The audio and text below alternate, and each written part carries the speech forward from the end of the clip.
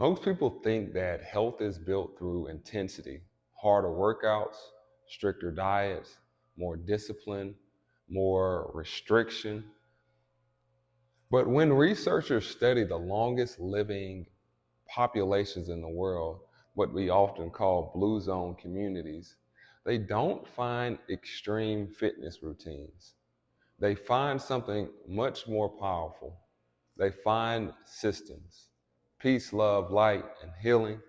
My name is Neriah, the founder of Iron City Biomechanics, and we help bridge the gap between healthcare and fitness, where we really help people understand how their body is designed to move so that they can build strength and longevity that actually lasts. And so this month's theme is about building what lasts. Because short-term fitness is it's easy to achieve. It's easy to do a 6-week challenge or a 28-day, weight loss challenge. But long-term vitality takes intentionality. When researchers like Dan Butner studied communities in places like Sardinia or Okinawa or Ikaria or Nicoya, they noticed consistent patterns that led to exceptional longevity. And these and what I find fascinating behind all of this is that these cultures, they're not trying to live longer. They're living in ways that naturally support their longevity. And so let's talk about what they're doing differently than us, and what we can learn from them. Firstly, they move naturally throughout the day. They're not sedentary for long periods of time. They walk throughout the day. Many of them garden. They carry things throughout their days. They stand more than we do here, and they sit totally different than we do here in the U.S. And so research shows that prolonged sitting is associated with increased risk of metabolic disease, cardiovascular issues, musculoskeletal decline. And in the United States, we often try to fix a sedentary lifestyle during short bursts of intense exercise. But movement health isn't just about workouts. So just because you work out 45 to 60 minutes, 3 or 5 days out of the week, doesn't mean you're completely healthy. You still run the risk of those diseases that I mentioned. And so it's about how you exist the other 23 days, the other 23 hours out of your day. And so secondly, they protect their nervous system. These cultures have lower risk of chronic stress, not because their lives are, better or easier than ours, but because their lives are structured totally different.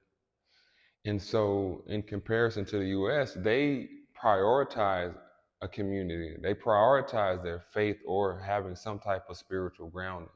They prioritize having rest rituals throughout the day and week. And so they are a lot more intentional about slowing down. But most importantly, they spend a lot of time outdoors. Chronic stress is now strongly linked to inflammation, hormonal disruption, sleep disturbances, and an increase in pain sensitivity. Longevity cultures don't eliminate stress. That's just ridiculous. But they're more, they learn to regulate that stress a lot better. Thirdly, they maintain muscle and function well into their old age. In the US, we often associate aging with decline, but in many longevity cultures, people remain physically capable into their 80s, their 90s, and beyond. Research consistently shows that muscle mass and strength are among the strongest predicators of independence and mortality risk. Muscle is not just about aesthetics. Muscle is about metabolic health, it's about injury prevention, and most importantly, muscle is about autonomy. And fourthly, they eat in ways that support long-term health, not through extreme measures, but through consistency. doing things that they can do for decades. And so the focus is on whole foods, moderate portions, regular meal patterns, and just less processed intake. And so nutritional epidemiology continues to show strong association between whole food dietary patterns and just reduce chronic disease risk. But perhaps the most overlooked factor is the environment as a whole. Longevity cultures aren't structured in ways that make healthy behaviors unnatural. It's more so they focus on natural ways to improve their environment. And so, their social systems reduce the isolation. Their environments encourage routine and healthy habits. And in contrast, modern Western life often requires more intentional effort, just to maintain baseline health. So the question, I believe, becomes, how do we apply these lessons without moving to another country? I believe we start first by shifting our mindset. Instead of asking the fastest way to get results, we need to be asking, what behaviors can I sustain for decades?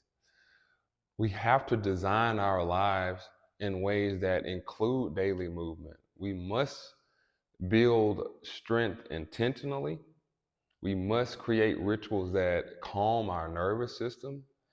We must align our movement patterns so that we don't accumulate injury. And most of all, we have to shape our environments to support health rather than fight against health. And at Iron City Biomechanics, this is exactly what we help people do. Not just exercise more, but understand their body, reduce the pain, and build physical resilience that lasts. Because the goal isn't about, it isn't just about living longer. It's to live better for longer. And so this month, as we focus on build what lasts, I want you to think beyond the short-term goals. Think about how you move daily, how you recover, how do you manage stress, how do you build strength, how you design your life. Longevity is not a secret anymore. It's a system, and systems can be built. It may look different for everybody, but it's possible.